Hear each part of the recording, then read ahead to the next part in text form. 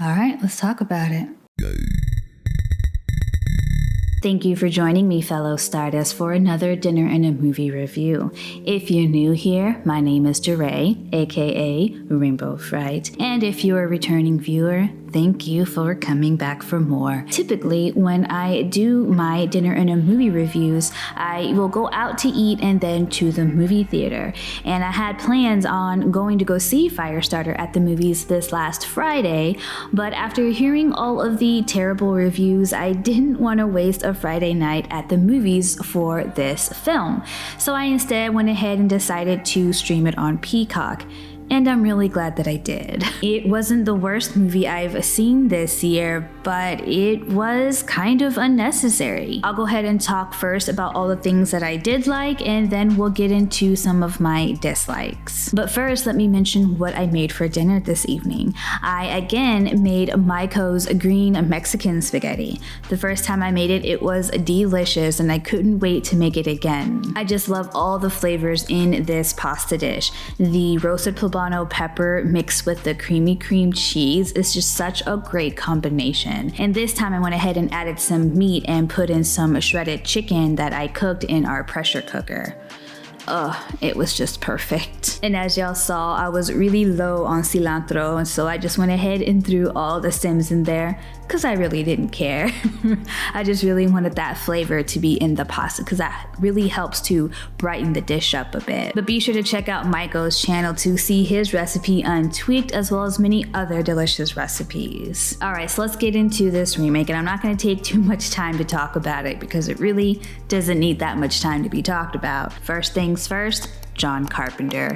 He was the composer for the film, and he really helped to bring everything together and to pull out some emotion that the writing and, I don't want to say performances, but just the writing and directing was not able to do. Funny enough, John was actually set to direct the original Firestarter, but after The Thing flopped at the box office, he was fired from the project. Now, over 30 years later, he's brought back into the Firestarter world as the film's composer. As one of the greatest horror film composers, he really saved this film. I also really enjoyed Ryan Kiera Armstrong's performance. She was comparable to the young Drew Barrymore. The filmmakers had a really tough job in finding somebody like Drew Barrymore who was going to be adorable looking and yet sinister when she needed to be. I'm sure Drew Barrymore is beyond proud of the new Charlie. And now when it comes to Zach's performance, he did a great job as well.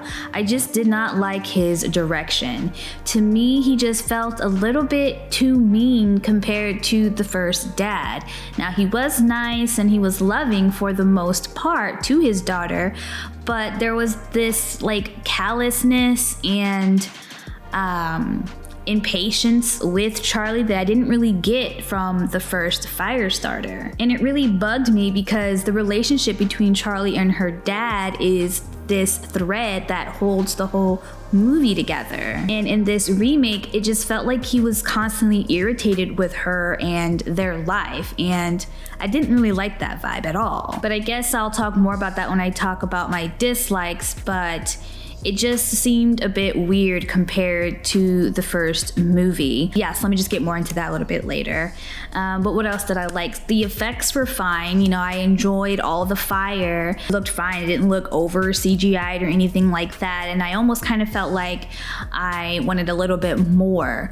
I felt like there might have been more fire in the first one. We get, our big finale at the end. But I just feel like we didn't get enough of Charlie and the fire. We didn't get enough of that, for me personally. And what else did I like? I enjoyed all the callbacks. There were a bunch of them in the movie. There were some lines that were said that were in the original. And we had some moments that are pretty similar, like when the dad is having to pay somebody to drive them and he does the dollar bill trick where he makes it into $100 or $500 bill. And at the end of the remake, we have Charlie who puts on a denim jacket, much like the one in the original that Charlie is wearing throughout most of the movie. Another callback is the fire retardant suits that the folks are wearing from the government agency.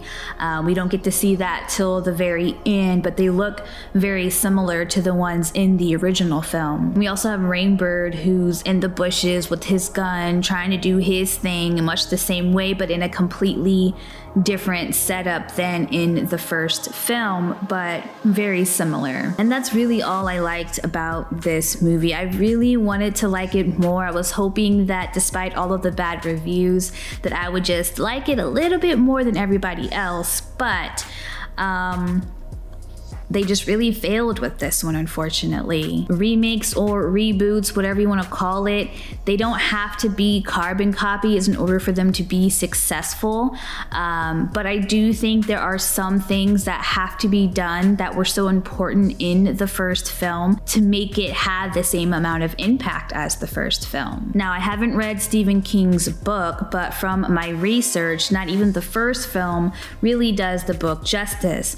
And so I know that there is no way that this remake is doing it any justice either. The things that they've changed in the remake kind of take away all of the tension and the buildup that's needed for the climax, which is really unfortunate. And this kind of goes back to my whole deal with Zac Efron's character. He's just already irritated from the beginning of the film. And in the original film, we have a moment where, you know, father and daughter are split up, and that separation of father and daughter was huge and important to the end. Without that separation, everything just felt kind of rushed and a little bit all over the place. And like I said, a remake doesn't have to be a perfect carbon copy, but there are some pillar moments that a fan of the original is going to want to see in the remake. And again, I'm not going to spoil anything, but when Charlie and Andy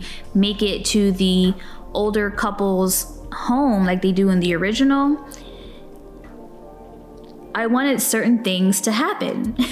And instead we get basically a combination of two different scenes happening at once, and it was just too rushed and unsatisfying. Doing my best not to give anything away here, so forgive me for stumbling through my words right now. I can appreciate when a remake wants to incorporate today's technology, and that can be really fun.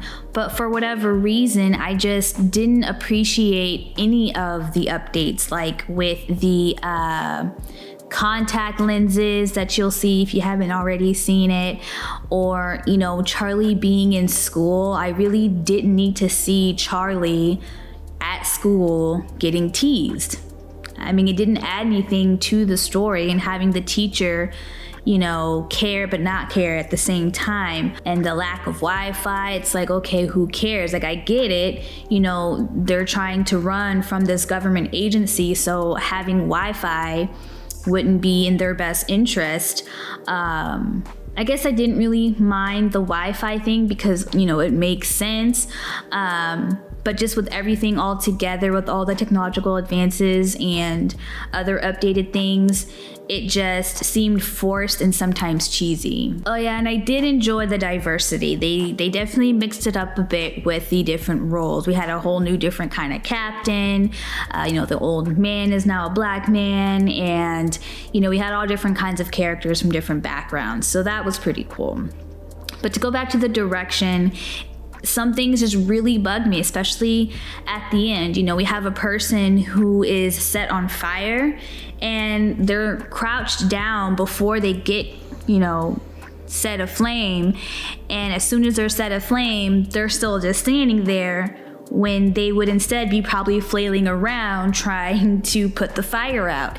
And that was just weird because they literally just stood there like a rock, not moving. So that was just totally distracting for me. And there are other little things like that about the direction that bugged me. Yeah, so as far as like the tension building and all of that, we also don't get much of the experiment going down. We kind of just get that only in the opening credit scene. There's no real scene where we see what's going on with Charlie's parents and them being included in this study, which is just too bad because that's kind of the whole point of the movie, you know? So yeah, like I said, I don't want to spend too much time talking about this because it's really not worth it, honestly. I would say if you've never seen the original and you never read the book, you could probably enjoy this movie, maybe. But even then, like I said, you know, even without having any knowledge of what this story is about, you're still probably going to be irritated at the fact that everything just feels rushed and you have a dad who's just not knowing what to do with his superhero daughter. And superhero is a word that was used in the movie, the remake. I don't believe it was in the first film. And I guess superhero is like, you know, a buzzword these days or something, and they thought that that would, you know, pique more interest from people. But you know, she's not a superhero. She's the product of an experiment. And, you know, I guess I didn't appreciate that either, now that I'm thinking about it. So I say stream it on Peacock if you have Peacock. Definitely do not go to the movie theater unless you just really want to see it. Oh, and one thing I did like, without giving away anything, is Rainbird. I liked the direction they went with that. I'm curious to know what Rainbird's role was at the end of the book, but I liked what they did with the remake. But I'm sure the director has other films that I would enjoy, and the writer actually wrote Halloween Kills, so it's just weird how you can have really great people in the industry make something that is just not enjoyable. It just trips me out every time, but they did it with this one, unfortunately. So dang. Next one, fellas. Next one. Well, thank you again for joining me today, fellow Stardust. I appreciate you being here with me. I'll be back on Friday with my review of Dumplings. And next week, I'll be wrapping up my Asian Horror Month with my reaction video of Audition. So, if you haven't already, go ahead and hop on the Rainbow Fright Freight Train and hit that subscribe button along with the notification bell. That way you'll get notified every time I upload a new video. And if you liked this video, please hit the like button and share it with a friend. I hope I see you next time. Peace.